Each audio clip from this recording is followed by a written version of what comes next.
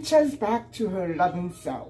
So, I basically just wanted to touch base with you and let you know how I'm doing, because I have not been absolutely 100% health-wise, although it's nothing serious. I mean, I'm not in pain. I only threw up once. I don't think I need to give you that detail, but just to let you know, there was something going on in my stomach, and I have a feeling it's because of a couple of things. And so the first thing would be that I'm not really a typical animal protein eater. And the second thing would be is that the starch solution, which I've been following pretty much consistently, although not to a T, it doesn't allow for dairy, fat, or sugar. And so when I stray from that routine of my, potatoes and bean burgers and my starch like bread and rice, besides potatoes, without any alterations, the dairy, for instance, I had milk with hot chocolate. So that would have probably done something to me. And the fat, I did have some fat with my mashed potatoes. And then there is the matter of sugar and all the cookies that I made. And so although I didn't eat all of those cookies, little bits of here and there, the milk, the cream cheese, and the sugar from the cookies, it all kind of made a mess in my stomach. And so by Christmas Day or the day after, although I wasn't home, I was absolutely, let's just put it this way. If I hadn't have been where I was, I probably would have had a real serious problem. The thought of putting any meat or any more sugar into my body made me utterly sick. I couldn't hold down the thought of putting any animal protein at all in my body. And I really did let a lot of the sweets that people were passing around to me, I didn't go for them. I tried to taste it, and I figured I better not be here, because then I'm gonna, appear rude. But it's not that the sweets were bad. It's just that my stomach was rejecting everything. Still on the subject of what I eat and what I consume basically in a week or in a couple of days time span, I want to bring up the subject again of proper diet. And although in the past I have found this to be very drying for my skin, I still swear by this carb and starch-based diet, as well as this one, which is strictly vegetarian. And this one does not allow for any fat or any sugar at all. And so I kind of like that. It does rely very heavily on breads, starches, things like rice and potatoes and pasta. So it's all right up my alley.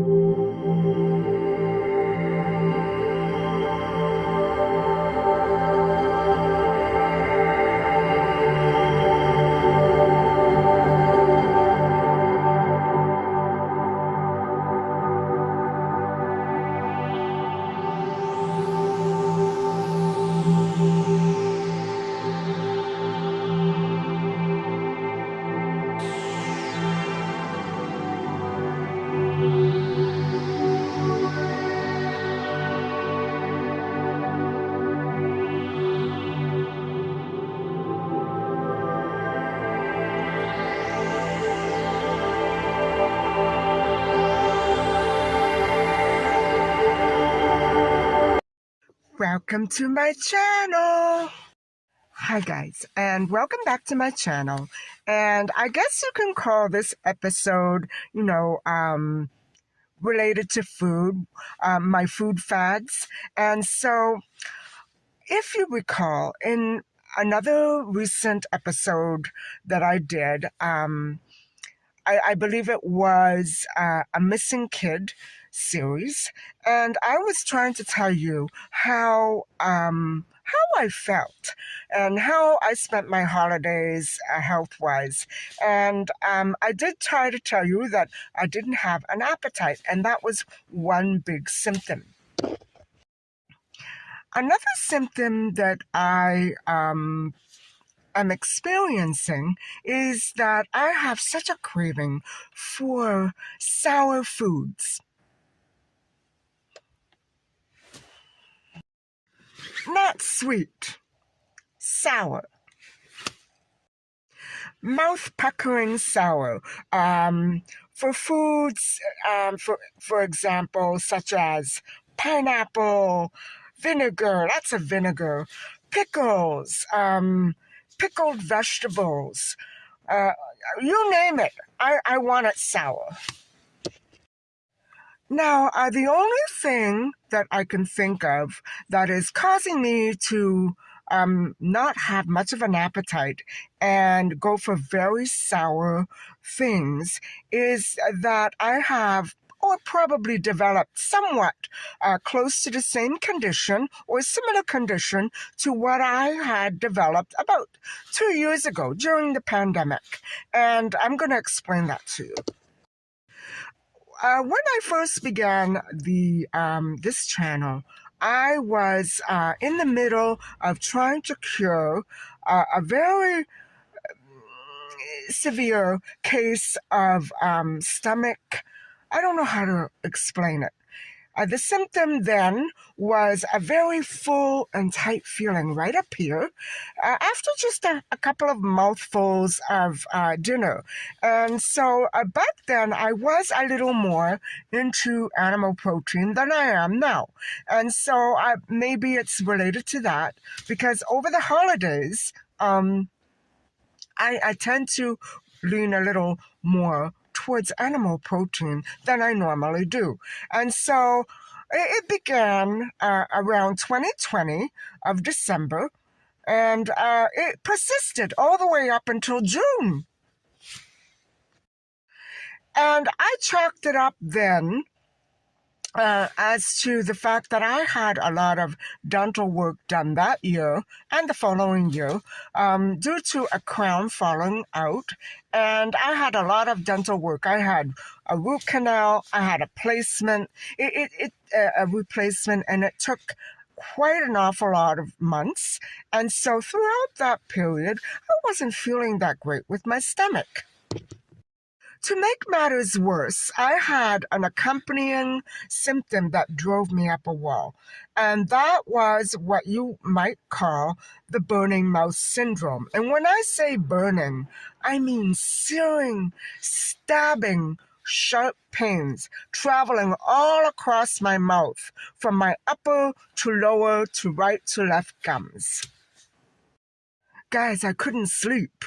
And so finally, I remember it was the last weekend of May.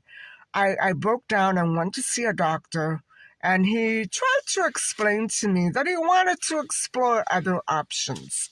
And at that point, I was all out of options, and I explained to him that I didn't think it could be anything else other than bacteria, some sort of buildup somewhere, either in my mouth or in my stomach or in my sinuses. I didn't know. Now, I don't like taking antibiotics, but at that point, I did ask the doctor to write me a prescription. At first, he relented, and then once he realized that if it was indeed an infection, it would not go away on its own, and that I could possibly develop more severe symptoms, and it could lead to a grave illness. Thanks to Dr. Eric Berg online on YouTube, I found out that the condition that I had was called hypochlorhydria. And I think that the symptoms that I'm experiencing now, such as loss of appetite and a craving for sour foods, acidic foods, may be due to the fact that it's like this hypochlorhydria, which is, let me explain to you. Hypochlorhydria is almost the opposite of, let's say, for instance, gout. It's the opposite, because where gout develops when you have an excess of proteins or acidic foods in your system, I have the opposite. I don't have enough. I rely mostly on a vegetarian-based meal plan, and it leaves my stomach very alkaline. And so what did I do, guys? Well, back then, I did take my full dose of antibiotics, which was a dose that lasted me for 7 days. And lo and behold, on the 7th day, the burning did subside. But what I hadn't known up until that point was that I had this deficiency of acids in my stomach. And if you don't have acids in your stomach, you can't kill off the bacteria. And it could be that it was also from some of the bacteria that had built up in my system from my stomach to my mouth, wearing a mask, and from having my crown fall out, and all that bacteria was going in there. Probably a combination of things, but bottom line is I didn't have enough stomach acids to kill it all. And so I had to go and first of all, take the antibiotics to kill the bacterial infection. And secondly, I began to do exactly what I had been doing so many years before to enhance my complexion and get rid of that redness. I started to drink lemon juice with apple cider and a little spice such as ginger or chili pepper. I also swished around my mouth a little water with baking soda, which is not good for the teeth, but I did it twice. And you know what? Dr. Berg was right. It vanished completely. My stomach symptoms, my burning mouth, all gone. And so I've come to realize that the bacterial infection that I had was related to hypochlorhydria. And so that's why I think that maybe right now I may not have an awful lot of stomach acids going around in my system. And maybe, with all the sweets that I had, not a great many sweets, but a few, like ice cream and cookies, I have developed a little bit of a bacterial issue in my stomach because I'm not used to eating dairy and other such things like turkey and chicken. And so maybe that kind of did something. And so now I crave these acidic foods. So right now, I'm going to be going on a mission to find a few of these foods, these acidic and spicy foods that I've been craving. So let's go.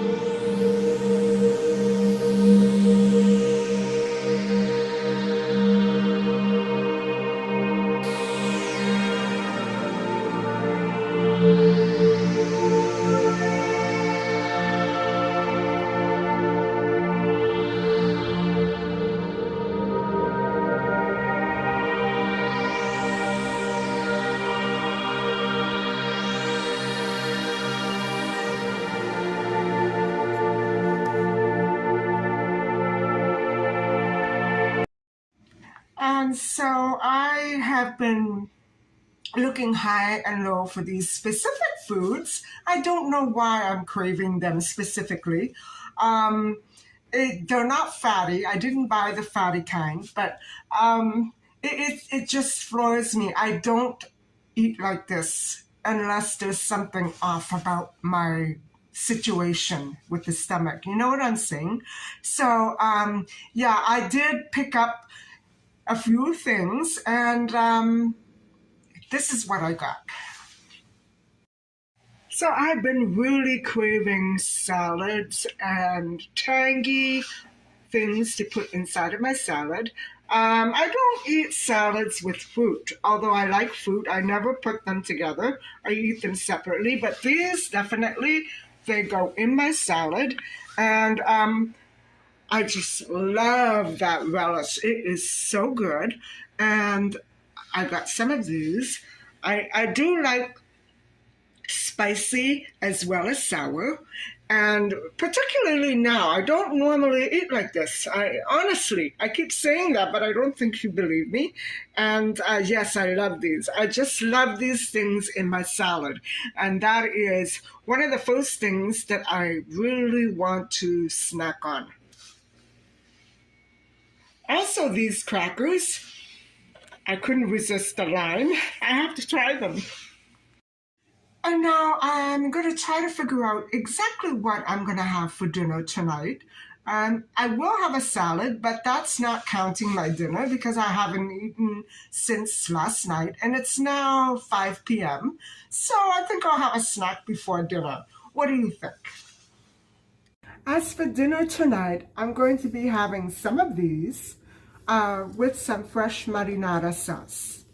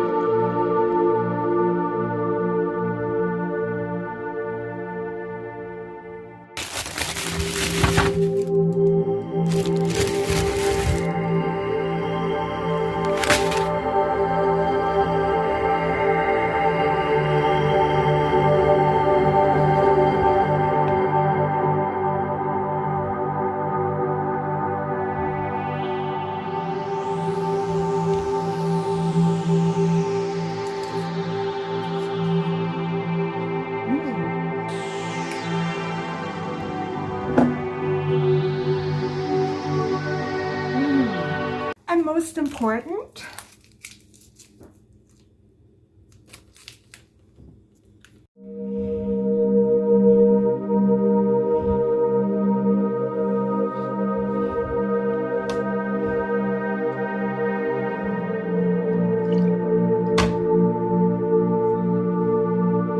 so that's about it for this vlog.